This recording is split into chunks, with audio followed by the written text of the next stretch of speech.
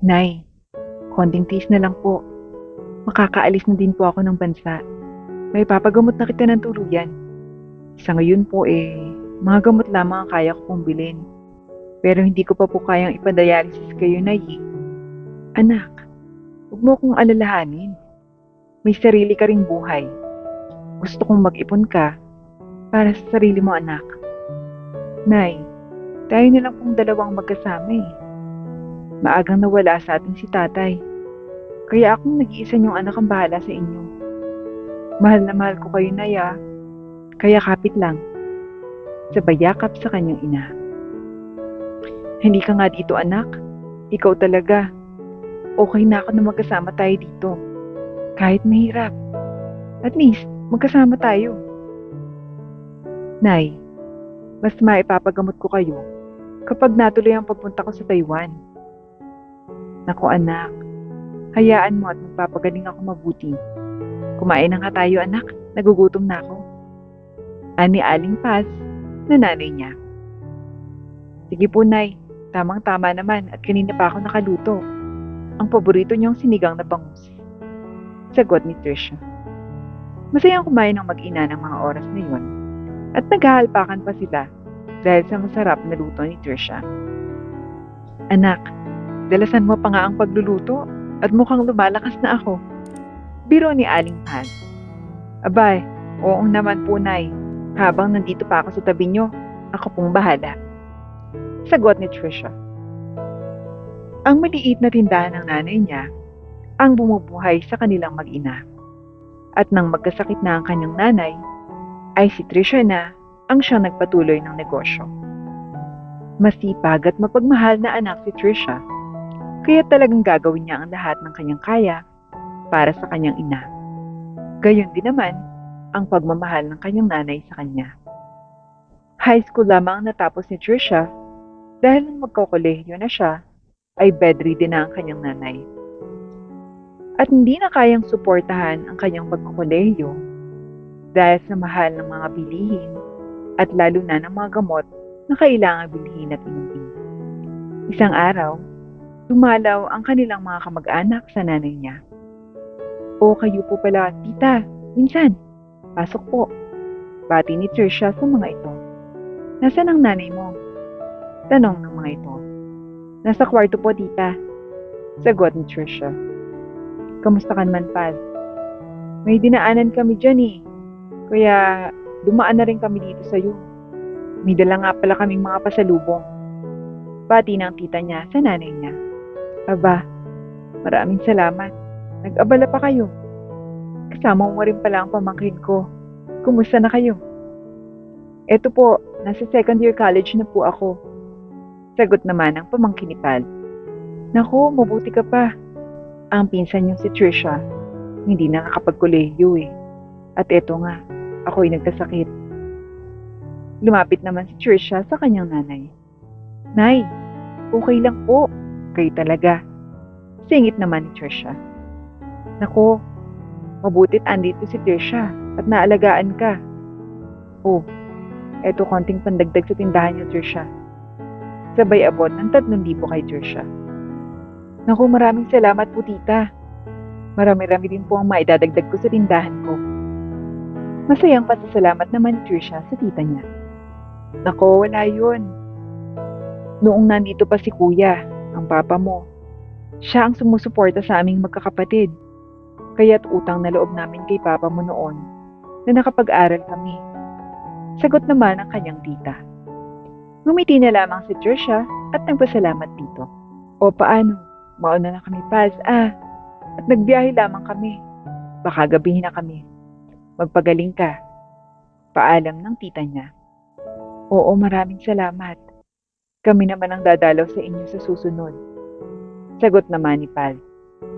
Inihatid na ni Trisha sa labasan ang kanyang tiyahin at mga pinsan niya upang maisakay sa tricycle papuntang terminal ng bus. Kaagad namang nakasakay ng sasakyan ng mga ito at saka pumasok sa loob ng bahay si Trisha. O anak, nakasakay na ba ang tiyahin mo? Opo, Nay, nakasakay na po. Nay, okay lang po ba na mamili ako ng pandagdag sa mga paninda natin? Oo naman anak, Matutulog muna ako. Isara mo muna ang tindahan. Sagot naman ng nanay niya. Kaagad na nagbihis ng pantalon at maluwag na t-shirt si Trisha at nagtungo sa palengke. Marami naman ang kanyang napamili, kaya tuwang-tuwa talaga siya dahil marami-rami rin ang mailalaman niya sa kanyang tindahan. Habang pauwi naman si Trisha sa kanilang bahay, naabutan niya ang nanay niya na nakahandusay sa ibaba ng higaan nito. Nay! Nay! Nay, ano pong nangyari sa inyo? Nay! Gumising po kayo, Nay! Tulong! Tulong mga kapitbahay! Tulungan niyo kami! Sigaw naman ni Trisha at kaagad namang rumisponde ang katabing bahay nila. Naisakay naman nila agad sa tricycle ang nanay niya at nadala sa malapit na ospital. Hindi matigil sa paglalakad pabalik-balik si Trisha sa paghihintay na lumabas ang doktor na tumingin sa nanay niya. Lord, iligtas niyo po ang nanay ko. Kayo na po ang bahala. Bulong naman niya sa sarili habang naglalakad ng pabalik-balik. Makalipas ang ilang sandali, ay lumabas na mula sa emergency room ang doktor. Dok, kumusta na po ang nanay ko?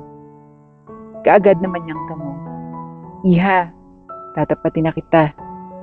Sa kalagayan ng nanay mo, kinakailangan na siyang maoperahan sa lalong madaling panahon at kailangan na rin siyang maipadialysis upang mas mapabuti ang kanyang kalagayan. Mas lumala kasi yung kalagayan niya ngayon kumpara noong nakaraang buwan. Mukhang hindi tumatalab sa kanya ang mga gamot na inireseta ko sa iyo noong huli. Kailangan mo nang humanap ng pera sa lalong madaling panahon. Paliwanag naman sa kanya ng doktor. Salamat po, Dok. Kaagad na nagpasalamat at saka pumasok sa kwarto ng nanay niya. Umiiyak na lumapit sa kama si Trisha habang nagsasabi, Nay, kapit lang po Hayaan niyo po. Gagawa po ako ng paraan para maoperahan at dialysis na po kayo sa lalong madaling panahon. Ako pong bahala, Nay. Bulong niya sa tabi ng kanyang nanay na wala pang malay. Nang magising ito, ay nakita siya nitong umiiyak. O anak, bakit ka umiiyak? Tanong nito. Wala po, Nay. Kinabahan lang po ako sa inyo kanina. Kayo talaga, pinag-aalala niyo po ako. Sagot ni Trisha. Anak, pasensya ka na ha. Tipid na sagot ng nanay. Nay, itutuloy ko na po yung trabaho sa Taiwan. Kinontak po ako ng kaibigan ko. Kaya makakaalis na po ako. Doon po muna kayo kila Tita Nay. At habang nandun po ako sa Taiwan, magpapagaling lang po kayo. Huwag po niyong isipin ang gastos, Nay. Lagi niyo pong tatandaan na mahal ko po kayo. Kayo lang ang pinaka-best nanay para sa akin. Sabay yakap sa nanay niya. Kinabukasan naman ay na-discharge na ito ng ospital. Kaya't kaagad na rin silang nakauwi ng bahay. Tinawagan na rin ni Trisha ang kanilang kamag-anak para ibalita ang kalagayan ng nanay niya. Tita, galing po kami ng ospital ni nanay kanina. Isinugod ko po siya kahapon nang madatnang wala siyang malay. Ayon po sa doktor, mas lalo pong lumala ang kondisyon niya at kailangan pong maoperahan sa lalong madaling panahon. Kaya po, ipapaalam ko rin po sana kung pwede pong dyan muna si nanay. Tatanggapin ko na po kasi yung trabaho sa Taiwan para makapagpa-opera na rin po agad si nanay. Saad niya sa tawag. O sige, walang problema. Basta't magpadala ka kaagad ng pera para sa nanay mo ha. Kami nang bahala. Ihatid mo na dito si Paz. Sagot naman ng tita niya. Inihanda na ni Trisha ang gamit ng nanay niya at saka bumiyahe papunta sa lugar ng kanyang tita. Dahil gusto rin niyang makaalis ng maaga. Maiyak-iyak naman ang mag-ina dahil magkakahiwalay sila sa unang pagkakataon. Ni hindi na nga lumingon si Trisha nang iwan niya ang nanay niya sa kanyang tita. Kinabukasan, ay nakatakda namang lumipad papuntang Taiwan si Trisha bilang isang factory worker. Pagdating doon, Beshi, buti nakarating ka na. Tamang-tama. At kaka-endo lang ng mga iba. Kaya pasok ka na talaga. Bukas, magpunta ka na sa office para makapagsimula ka na kagad. Pati naman ang kanyang kaibigan doon. Salamat, Beshi talaga. Kailangan na kailangan ko rin ng pera ngayon para kay nanay. Hindi naman nagtagal at nakapagsimula na kaagad si Trisha sa trabaho. Sa unang sahod niya sa unang buwan, ay tumataginting 46,000 ang ipinadala niya kaagad sa tiya niya. Hello tita, nagpadala na po ako. Natanggap niyo na po ba? Tanong niya. Oo Trisha, nakuha ko na. Ito at ibinili ko na muna ng gamot ng nanay mo at mga masusustansyang pagkain. Sagot naman ito. Okay po. Pwede ko po bang makausap si nanay? Nako, kakatulog lang Ning. Sagot ng tita niya. Sige po. Sa susunod na lang po ulit. Lumipas pa ang 6 na buwan, ay patuloy na nagpapadala at nag-iipon din si Trisha upang makauwi ng Pilipinas at maipa-opera na ang nanay niya. Isang araw, tumawag pa ang tita niya. Ano Trisha? Wala ka bang padala? Paano ng pagkain ng nanay mo? Tsaka naiihi na to sa kama. Kaya araw-araw naglalaba kami ng kobre kama dito. Sumbat pa nito sa tawag. Ganun po ba? Pasensya ka na tita. Opo, magpapadala po ako. Madali lang po at sarado po kahapon. Sagot niya. O sige, hihintayin ko ngayong araw ha. Sabay baba ng tawag at hindi man lang nangamusta ito. Lumipas ang ilang buwan at ni isang beses ay hindi man lamang niya nakausap ang nanay niya. Hindi naman siya nag-iisip ng masama dahil nga tita naman niyang nag-aalaga dito at malaki-laki na rin ang naipon niya. Sapat upang makapagbakasyon siya ng isang buwan at susurpresahin niya ang nanay niya sa kanyang pag-uwi sa Pilipinas.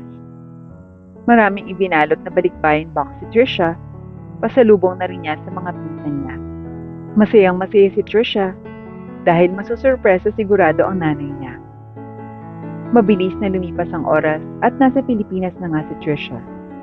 Sakay ng taxi, patungo sa bahay ng tita niya. Pababa pa lamang ng taxi, ay nakita niya ang isang matanda. At ito ay ang nanay niya, na minamaltrato ng kanyang tiyahin at pinsan. Nay! Nay! Kayo po ba yan? Bakit ganyan po ang itsura niyo? Sobrang payat niyo na. At lalong hindi kayo makatayo ng maayos. Lumaki na rin po ang bukol niyo. Tanong ni Trisha sa nanay niya. Tita, ano to? Susurpresahin ko si nanay at pati kayo. Pero mukhang ako pa ang surpresa. Hindi ko alam na ganito palang ginagawa niyo sa nanay ko. Nasaan ang pinapadala ko? Akala ko ba? Mataba si nanay at nagpapalakas.